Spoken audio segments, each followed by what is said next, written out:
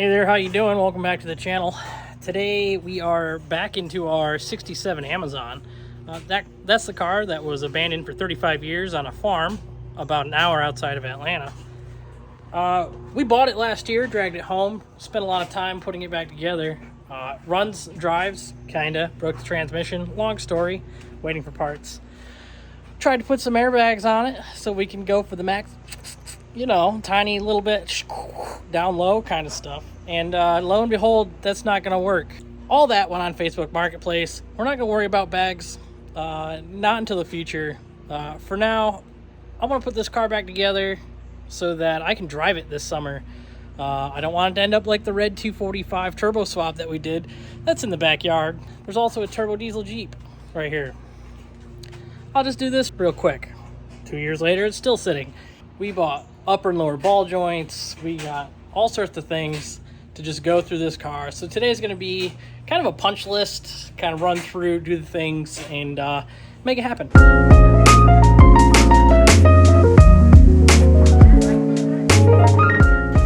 Okay, it's going to work. Oh yeah. So we've got hood release. We've got exhaust. I think that's how you spell it. Control arms. We've got rad hose, lower rag joint, ball joints. We have to do the rear at some point.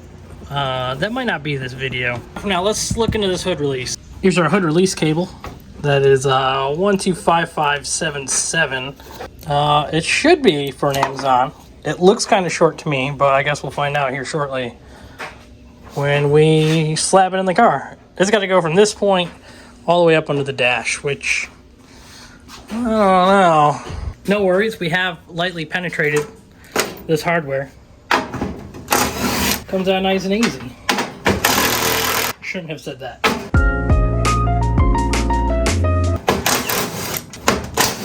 Alright.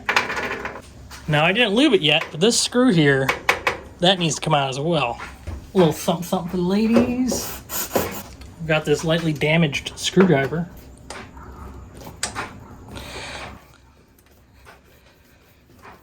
I'll take it. Oh, there's a nut under it. You hate people? Let's see if we can get a vice grip on it.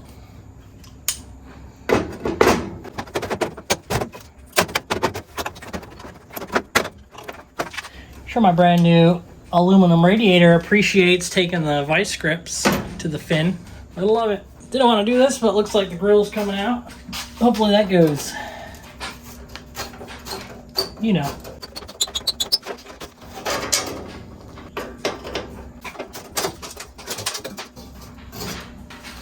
Grill clip just disintegrated. We'll have to chuck that up on an order. Easy, popped right out. Pops right out. No problem. This little guy. I wouldn't worry about that little guy. Good enough for me. You're my man now. This little guy is what holds your hood release cable to the mechanism. This one needs a little bit of lube and a little bit of caution, I'd say, when I undo it. Or I could just clip the cable. I'm not going to just clip the cable because if my new cable is too short, then I won't have anything. Little spritz. Doesn't take a lot, just a little bit. See if we can get that to turn. It turned. I just got to straighten it out, pull it off. She's clear. Easy day. No big deal. Pops right off. Hey, wasp nest. Just a quick note about hood releases and why I spent the money for a new one, and I'm taking the time to make sure it works properly. I learned the hard way. I had a 1966 Mercedes W111. It was a 230S, straight six, twin carb, SU carbs, I think, or Solex. I think they're Solex. I don't remember. It doesn't matter. The hood latch didn't work right. You had to pull the release and then have somebody else lift up on the hood so that it would come up out of the latch. And I never replaced the spring. Somehow, some way, it started puking gas out of the carb, and the whole thing goes woof, like a big propane grill, and I got to sit there and watch that car burn. Something I never want to do again. So replacing the hood release cable, it was, I don't know, 40 bucks, something like that. Worth the money is what I'm saying. Take the time to fix your stuff right. It sucks to lose a car.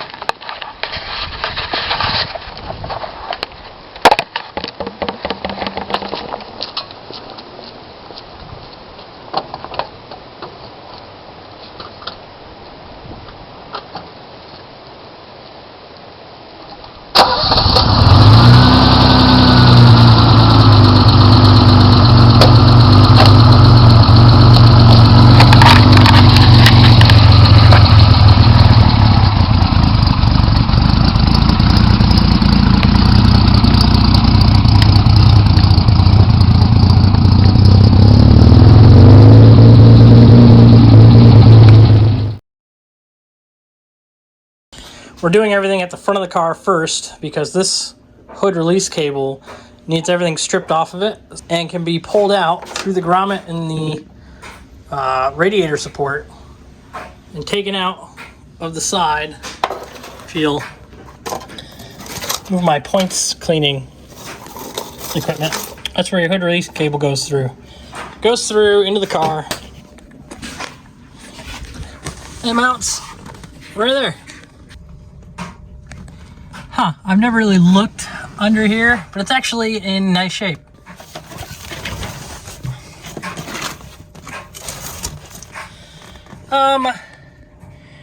Yeah, we'll get to all that. That's not important right now. What's important is our hood opens. So yeah, let's get that undone.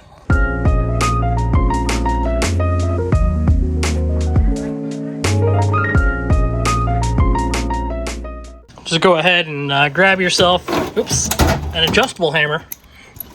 Does that even go to the right size? Maybe.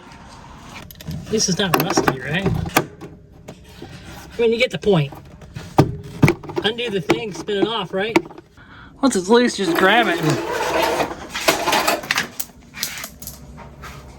So perfect, it's uninstalled. When you're going back in, yeah, I've got a nut and a washer. Lock washer first, and then your nut. And then feed everything through. But feed it all through. Just feed it carefully all the way through.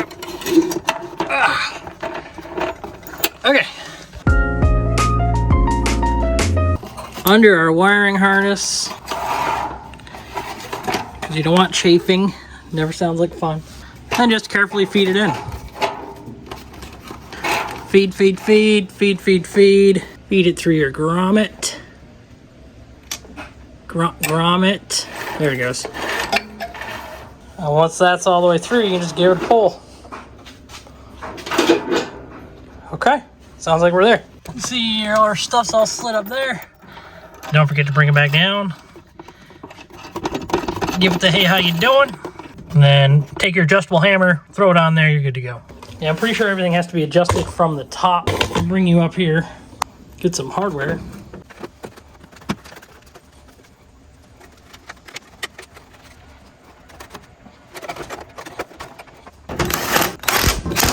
I need the end of it, at least. Where'd it go?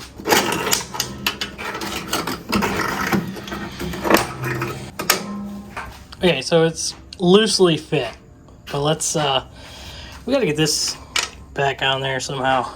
Okay, this seems to be the most challenging part. It's getting the cable to sit in the damn holder long enough to get the damn cable held in place. I think we're there. Adjustment for that thing's pretty easy. Just get the slack out of the cable, push it all the way forward, and then get your adjuster to a spot where you can reach it through the hole. Easy day. Oh, you're upside down. Do not put your grill back together before you close the hood and test the release. Worst case scenario, you can still reach your hand up inside here and get to it.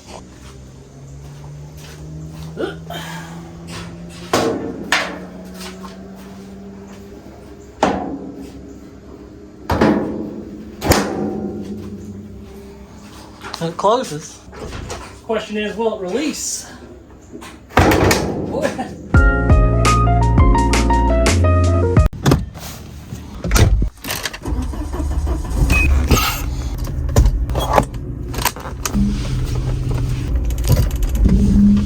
Get in the zone, auto zone. These might be a little bit big, but they're the smallest they have, so we'll see what we can do. They should function just the same though. Just replace them both. And round two. Oops, maybe not that side. Let's do this side. Good deal. Oh yeah, they'll work. They're snug.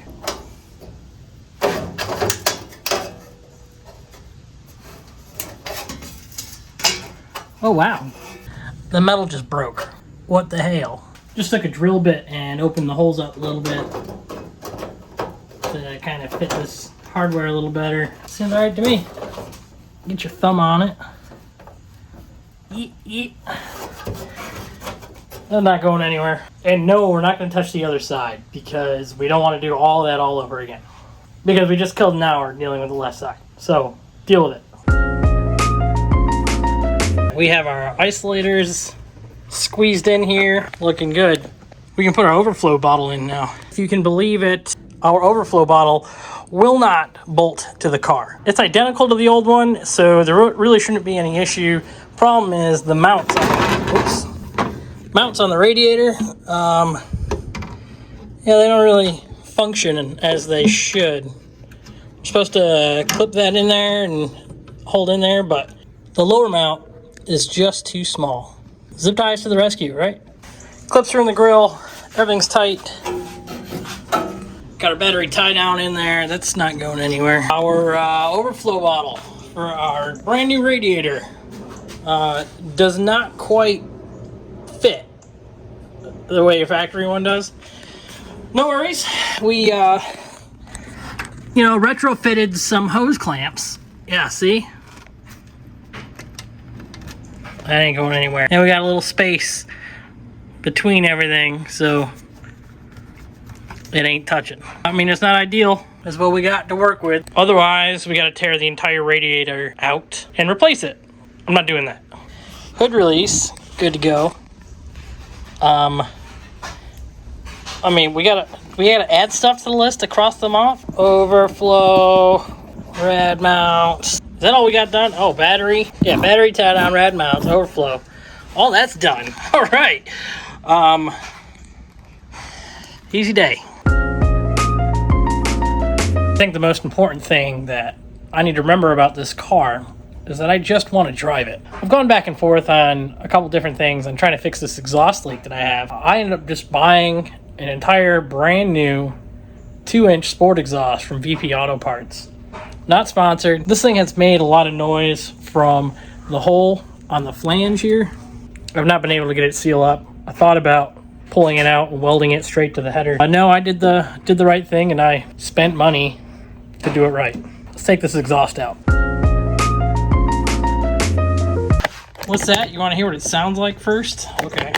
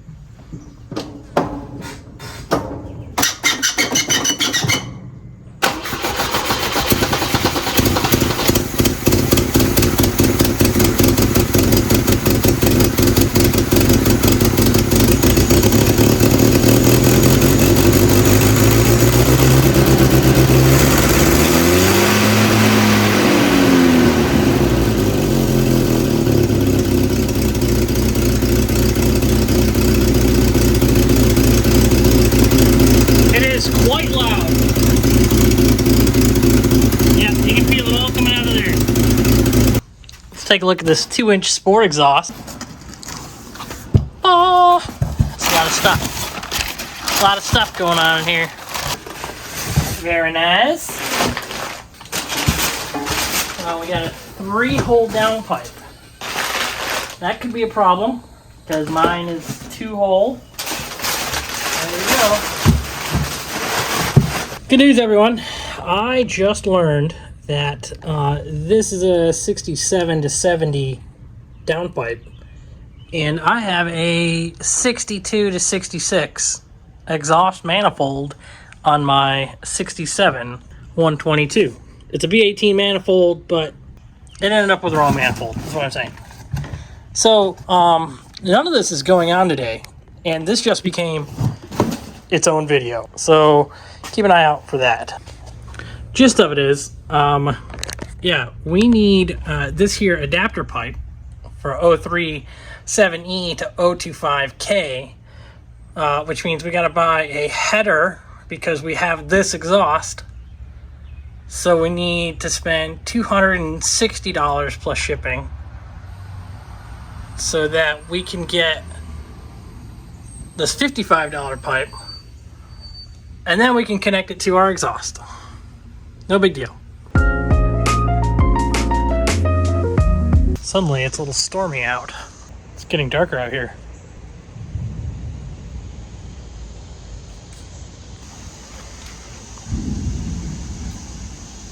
Making my lights flicker. Oh. Maybe it's time to go inside. Whew. I hear the rain.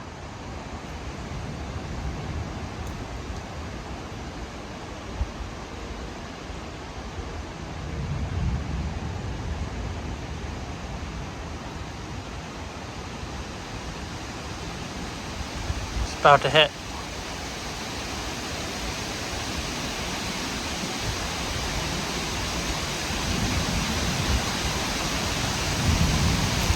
Oh goodness.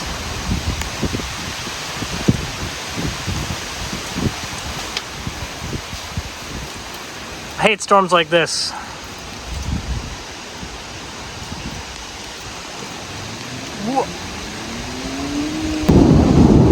We got stuff to do.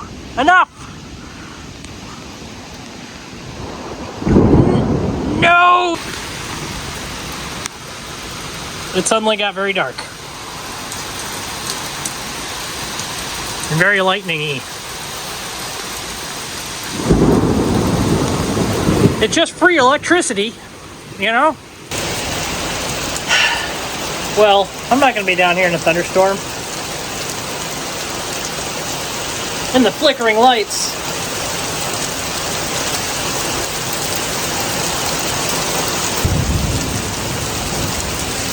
That's a lot of rain.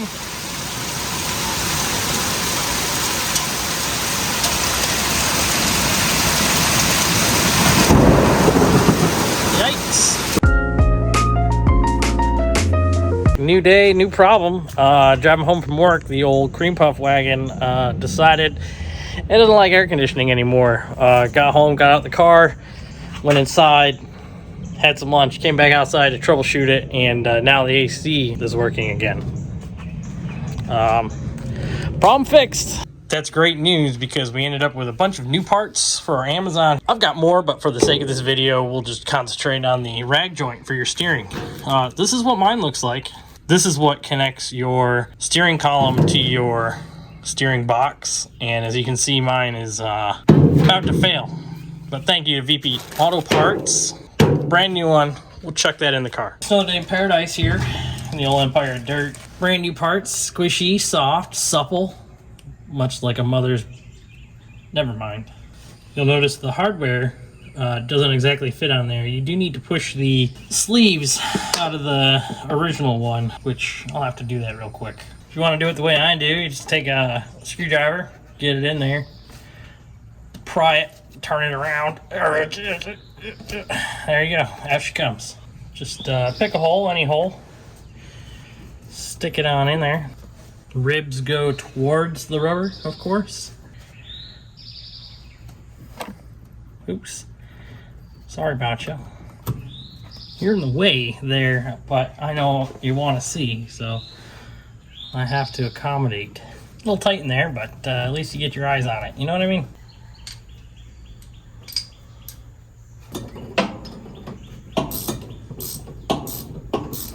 I just hope the steering wheel is not upside down now.